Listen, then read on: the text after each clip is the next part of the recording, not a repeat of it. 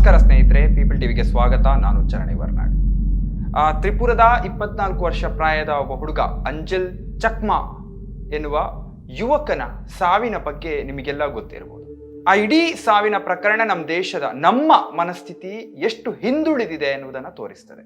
ಭಾರತದಲ್ಲಿ ಜನಾಂಗೀಯ ದ್ವೇಷ, ರೇಷಿಯಲ್ ವಯಲೆನ್ಸ್ ಇನ್ನೂ ಜೀವಂತವಾಗಿದೆ ಎನ್ನುವುದನ್ನು ಅದು ತೋರಿಸ್ತದೆ.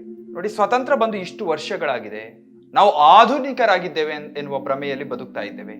ಆದರೆ ಜನಾಂಗೀಯ ದ್ವೇಷವನ್ನು ಮುಂದುವರಿಸಿಕೊಂಡು ಬಂದಿದ್ದೇವೆ. ಹಿಂದೆ ಸೌತ್ ಇಂಡಿಯನ್ಗಳನ್ನ, ಅಂದ್ರೆ ದಕ್ಷಿಣ ಭಾರತೀಯರನ್ನ ಮದ್ರಾಸಿಗಳು ಅಂತ ಕರೀತಾ ಇದ್ರು.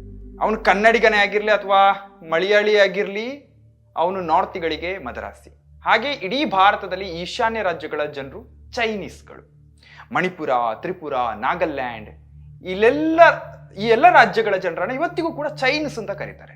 ತ್ರಿಪುರದ 24 ವರ್ಷದ ಅಂಜಲ್ ಚಕ್ಮಾ ಎನ್ನುವ ಒಬ್ಬ MBA ಸ್ಟೂಡೆಂಟ್ನ ಸಾವು ಏನಿದೆ, ಅದು ಇಂಡಿಯಾದ ನಾರ್ತ್ ಈಸ್ಟ್ ಜನರ ಮೇಲೆ ರೇಷಿಯಲ್ ವೈಲೆನ್ಸ್ ಮತ್ತೆ ಡಿಸ್ಕ್ರಿಮಿನೇಷನ್ ಎಷ್ಟರ ಮಟ್ಟಿಗಿದೆ ಎನ್ನುವುದರ ಮೇಲೆ ಬೆಳಕನ್ನ ಚೆಲ್ಲಿದೆ. ಡಿಸೆಂಬರ್ 9ರಂದು MBA ಫೈನಲ್ ಇಯರ್ ಸ್ಟೂಡೆಂಟ್ ಆಗಿದ್ದ ಚಕ್ಮಾ ಮತ್ತೆ ಅವರ ಸಹೋದರ ಈ ಉತ್ತರಾಖಂಡ್ನ ಡೆಹ್ರಾಡೂನ್ನಲ್ಲಿ ಈ ದಿನಸಿ ಸಾಮಾನನ್ನ ಖರೀದಿ ಮಾಡ್ತಾ ಇದ್ರು. ಅದೇ ಸಮಯದಲ್ಲಿ ಹೆಂಡ ಕುಡ್ಕೊಂಡು ಬಂದಂತ ಒಂದು ಹುಡುಗರ ಪುಂಡರ ಗುಂಪು ಅವ್ರ ಮೇಲೆ ದಾಳಿ ನಡೆಸಿ ಬೈಯೋದಕ್ಕೆ ಶುರು ಮಾಡಿತ್ತು, ಜನಾಂಗೀಯ ನಿಂದನೆಯನ್ನ ಮಾಡಿತು. ಅಂದ್ರೆ ನೀವು ಚೈನೀಸ್ಗಳು ಅನ್ನುವ ರೀತಿಯಲ್ಲಿ ಅವರನ್ನ ಹೀಯಾಳಿಸಿದ್ರು. ಇದನ್ನ ಪ್ರಶ್ನಿಸಿದ ಚಕ್ಮಾ ಅವ್ರ ಮೇಲೆ ಹಲ್ಲೆಯನ್ನ ನಡೆಸಿತ್ತು. ನಾವು ಚೈನೀಸ್ ಅಲ್ಲ, ನಾವು ಇಂಡಿಯನ್ಸ್ ಅಂತ ಹೇಳಿದ್ರು ಕೂಡ ಕೇಳದಂತಹ ಪುಂಡರು ಚಕ್ಮಾ ಮೇಲೆ ಹಲ್ಲೆಯನ್ನ ನಡೆಸಿದ್ರು. ಚಕ್ಮಾ ಡಿಸೆಂಬರ್ 27ರಂದು ಸತ್ತೋದ್ರು. ತಮ್ಮನ್ನ ಅಮಾನವೀಯವಾಗಿ ನಡೆಸಿಕೊಂಡವರನ್ನ, ಅವರ ನಡೆಯನ್ನ ಆಬ್ಜೆಕ್ಟ್ ಮಾಡಿದ್ದಕ್ಕೆ ಅವರ ಸಾವು ಆಯಿತು. ಅದೇ ಸಮಯಕ್ಕೆ ಚಕ್ಮಾ ಅವರನ್ನ ಅಮಾನವೀಯವಾಗಿ ನಡೆಸಿಕೊಂಡಿದ್ದು ಪೊಲೀಸರಿಗೆ ಕಾಣಲಿಲ್ಲ. ಪೊಲೀಸರು 3 ಜನರನ್ನ ಅರೆಸ್ಟ್ ಮಾಡಿದ್ರು. ಅವರಲ್ಲಿ 2 ಜುವೆನೈಲ್ಗಳು, ಅಂದ್ರೆ ಬಿಲೋ 18, ಅವರನ್ನ ಡಿಟೆನ್ಷನ್ ಹೋಮ್ಗೆ ಕಳಿಸಿದ್ರು. ಆದ್ರೆ Dehradun senior superintendent of police Ajay Singh ಎನ್ನುವರು ಕೊಟ್ಟಂತಹ ಹೇಳಿಕೆ ದಿ ಹಿಂದೂನಲ್ಲಿ ಪ್ರಕಟ ಆಗಿತ್ತು. ಅವ್ರು ಏನ್ ಹೇಳಿದ್ರು ಅಂದ್ರೆ, ಇದರಲ್ಲಿ ಪ್ರಿಲಿಮಿನರಿ ಇನ್ವೆಸ್ಟಿಗೇಷನ್ ನಲ್ಲಿ, ಪ್ರಾಥಮಿಕ ಇನ್ವೆಸ್ಟಿಗೇಷನ್ ನಲ್ಲಿ ಯಾವುದೇ ರೀತಿಯಲ್ಲಿ ಕೂಡ ಜನಾಂಗೀಯ ನಿಂದನೆ ಮಾಡಿದಂತಹ ಎವಿಡೆನ್ಸ್ ಇಲ್ಲ ಅಂತ ಹೇಳಿದ್ರು. ಸೊ ಇಂಡಿಯಾದಲ್ಲಿ ರೇಷಿಯಲ್ ವೈಲೆನ್ಸ್ ಹೇಗೆ ನಾರ್ಮಲೈಸ್ ಆಗಿದೆ ನೋಡಿ, ಅದನ್ನ ಡಿಲಿಬರೇಟ್ ಆಗಿ ಮುಚ್ಚಿ ಹಾಕ್ತಾ ಇದ್ದಾರೆ. ಇದು ಸಮಾನತೆಯನ್ನ ಹೇಗೆ ವಾಗಿಸ್ತಾ ಇದ್ದಾರೆ ಅನ್ನೋದನ್ನ ತೋರಿಸ್ತದೆ. ಸೊ ಜನಾಂಗೀಯ ದ್ವೇಷದ ಬಗ್ಗೆ ಪಾರ್ಲಿಮೆಂಟ್ ನಲ್ಲಿ ಒಂದು ಕ್ವೆಶ್ಚನ್ ರೈಸ್ ಆಯಿತು. ಕಳೆದ ಕೆಲವು ವರ್ಷಗಳಲ್ಲಿ ರೇಸಿಸ್ಟ್ ಡಿಸ್ಕ್ರಿಮಿನೇಷನ್ ಮತ್ತೆ ನಾರ್ತ್ ಈಸ್ಟ್ ಇಂಡಿಯನ್ಸ್ ಗಳ ಮೇಲೆ ನಡೆದಿರುವಂತಹ ವೈಲೆನ್ಸ್ ಬಗ್ಗೆ ಪ್ರಶ್ನೆಗಳನ್ನು ಕೇಳಿದ್ರು. ಅದಕ್ಕೆ ಗೌರ್ಮೆಂಟ್ ಒಂದು ಉತ್ತರವನ್ನು ಕೊಡ್ತದೆ. ಏನಂದ್ರೆ, ಅದಕ್ಕೆ ಸಂಬಂಧಪಟ್ಟಂತಹ ಡೇಟಾ ಮಾಹಿತಿ ನಮ್ಮಲ್ಲಿ ಇಲ್ಲ ಅಂತ ಹೇಳ್ತದೆ. ಯಾಕಂದ್ರೆ ಅಂತಹ ಇನ್ಸಿಡೆಂಟ್ ಗಳನ್ನ ಸ್ಟೇಟ್ ಗವರ್ಮೆಂಟ್ ಲೆವೆಲ್ ನಲ್ಲಿ ಡೀಲ್ ಮಾಡ್ತಾರೆ. ಅಂದ್ರೆ ಸ್ಟೇಟ್ ಗವರ್ಮೆಂಟ್ ಅದನ್ನು ನೋಡಿಕೊಳ್ತದೆ ಅಂತ ಇನ್ಸಿಡೆಂಟ್. ಆದ್ರೆ ಈ ಜನಾಂಗೀಯ ಹಿಂಸೆ ಸೆಂಟ್ರಲ್ ಗವರ್ಮೆಂಟ್ ಅಂಡರ್ ಅಲ್ಲಿ ಬರಲ್ಲ, ಇದು ಸಿವಿಲ್ ರೈಟ್ ಇಶ್ಯೂ ಕೂಡ ಅಲ್ಲ ಅಂತ ಕೇಂದ್ರ ಸರ್ಕಾರ ಹೇಳುತ್ತದೆ. ದೇಶದ ಎಲ್ಲ ಭಾಗಗಳಲ್ಲಿ ಜನಾಂಗೀಯ ನಿಂದನೆಗಳನ್ನ ತುಂಬಾ ನಾರ್ಮಲ್ ಎನ್ನುವಂತೆ ಮಾಡಲಾಗುತ್ತೆ. ಈ ಬಾಡಿ ಶೇಮಿಂಗು, ಆಮೇಲೆ ಜೆಂಡರ್ ಶೇಮಿಂಗ್ ತರ ಇದನ್ನು ಕೂಡ ಮಾಡ್ತಾರೆ. ಬಹುಶಃ ಇದನ್ನೆಲ್ಲ ಮಾಡಬಾರ್ದು ಎನ್ನುವ ಈ ಮೇಲ್ಮಟ್ಟದ ಒಂದು ಯೋಚನೆ ಏನಿದೆ, ಅಂದ್ರೆ ತುಂಬಾ ಒಂದು ಉನ್ನತವಾದ ಯೋಚನೆ, ಆ ಮಟ್ಟದ ಯೋಚನೆಯನ್ನು ಮಾಡುವುದಕ್ಕೆ ನಾವಿನ್ನೂ ಕೂಡ ಬೆಳೆದಿಲ್ಲ. ಈ ನಾರ್ತ್ ಈಸ್ಟ್ ಈಶಾನ್ಯ ಭಾರತದ ಜನರನ್ನ ಅವರನ್ನಂತೂ ಭಾರತೀಯರೇ ಅಲ್ಲ ಎನ್ನುವಂತೆ ನಿಂದಿಸ್ತಾರೆ. ಇಂತಹ ನಿಂದೆಯೇ, ಇಂತಹ ಮೆಂಟಾಲಿಟಿಯೇ ಚಕ್ಮಾನಂತಹ ಹುಡುಗರ ಜೀವವನ್ನ ನಾಶ ಮಾಡಿದೆ. ಸೊ 2020ರ COVID-19 ಸಮಯದಲ್ಲಿ ನೋಡಿರ್ಬೋದು, ಭಾರತದ ಬೇರೆ ಬೇರೆ ಕಡೆಗಳಲ್ಲಿ ಕೆಲಸ ಮಾಡುವಂತಹ ಈಶಾನ್ಯ ಭಾರತೀಯರನ್ನ ಎಷ್ಟು ಹಿಂಸೆಗೆ ಒಳಪಡಿಸಿದ್ರಂದ್ರೆ, ಯಾವೆಲ್ಲ ಹಿಂಸೆಯನ್ನು ಅವರು ಅನುಭವಿಸಿದ್ರು ಅಂದ್ರೆ, ಈ ಕೊರೋನಾ ವೈರಸ್ ಚೈನಾದಿಂದ ಬಂದಿದ್ದು ಅಂತ ನಂಬಿದ್ರು. ಹಾಗಾಗಿ ಇವರನ್ನೆಲ್ಲ ನೀವೆಲ್ಲ ಚೈನೀಸ್ಗಳು, ನೀವೆಲ್ಲ ಕೊರೋನಾ ವೈರಸ್ ತಂದವರು ಅಂತ ಅವರನ್ನ ನಿಂದಿಸಿದ ಪ್ರಕರಣಗಳು ನಡೆದವು.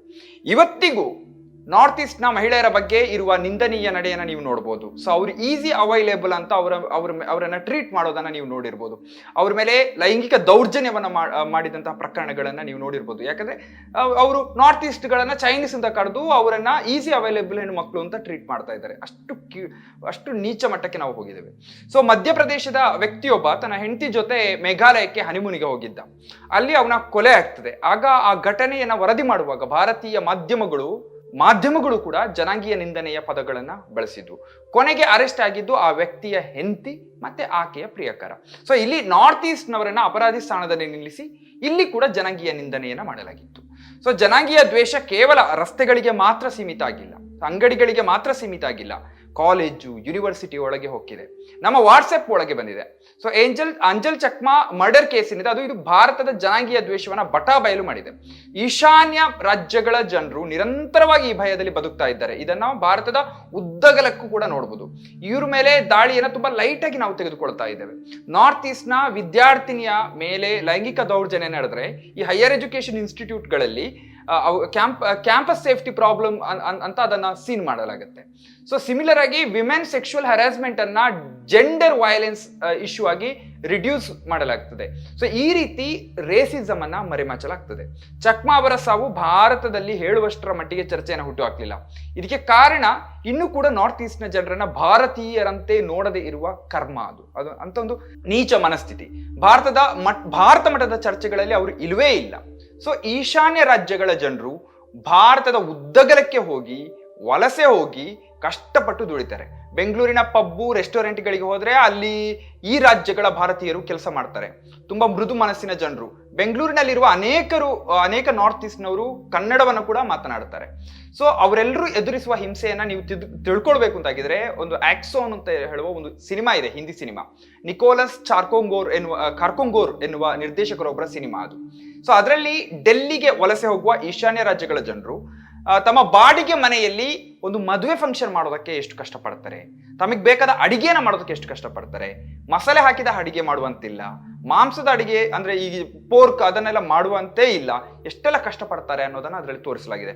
ಸೊ ಬಾಡಿಗೆ ಕೊಟ್ಟ ಮನೆಯವರು ಅವರನ್ನು ಯಾವ ರೀತಿಯಲ್ಲೆಲ್ಲ ಹಿಂಸಿಸ್ತಾರೆ, ಆಮೇಲೆ ಆ ಏರಿಯಾದಲ್ಲಿರುವ ಜನರು ಅವರನ್ನ ಯಾವ ದೃಷ್ಟಿಯಿಂದ ನೋಡ್ತಾರೆ ಎನ್ನುವುದನ್ನ ಆ ಸಿನಿಮಾದಲ್ಲಿ ತೋರಿಸಲಾಗಿದೆ.